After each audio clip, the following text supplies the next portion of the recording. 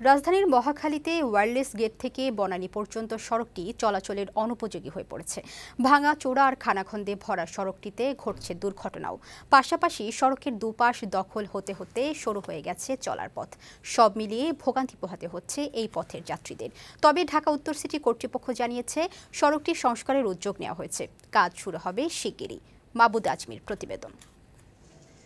কর্দমাক্ত ভাঙাচোরা এই সড়ক দেখে বোঝার উপায় নেই এটি রাজধানীর কোনো রাস্তা। রাজধানীর অভিজাত এলাকা বনানীর সাথে মহাখালীর ওয়্যারলেস গেট এলাকার সংযোগ সড়ক এটি।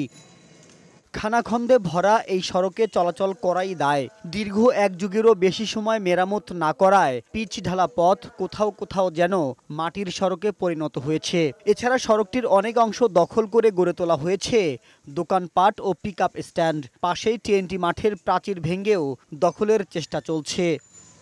এই এলাকায় রয়েছে বেশ কয়েকটি শিক্ষা প্রতিষ্ঠান ও সরকারি অফিস। একটু বৃষ্টি হলেই বিপাকে পড়েন শিক্ষার্থী ও অফিসগামীরা। এখান দিয়ে ভাঙা, এখান দিয়ে যাওয়া যায় না। ছোটকাল থেকে 11 বছর থেকে যাতায়াত করতেছি, পুরো 11 বছরে আমি এমনই দেখছি, কোনো উন্নতি নাই। বৃষ্টি বেশি হয় তখন দেখা যায় না, এরকম হঠাৎ করে পড়ে যায়। এখন একদিন আমার আম্মু পড়ে গেছে এইভাবে।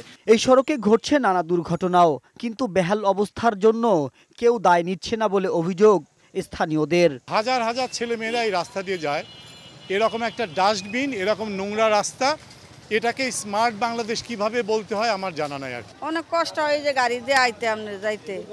রাস্তাঘাট ভাঙ্গা, একটা লিশকালা সারাদিন কামাই করবো কি, কামাইছে এই জায়গায় ক্ষতিপূরণই যায় তাকে পাশপাতিতে। স্থানীয় কাউন্সিলর জানালেন সড়কটি মেরামতের উদ্যোগ নেওয়া হয়েছে। আধুনিক ড্রেনেজ ব্যবস্থা ও ফুটপাত সহ সড়কটি সংস্কারের জন্য টেন্ডার প্রক্রিয়াও শেষ। 1 মাসের মধ্যে কাজ শুরু হবে।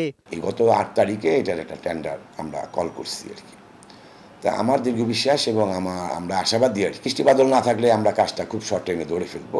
রাস্তাটাকে করে আমরা জনগণের চলাচলের ব্যবস্থাটা আমরা সুন্দরভাবে করতে পারে সেটা আমরা উপভোগ করব আর কি।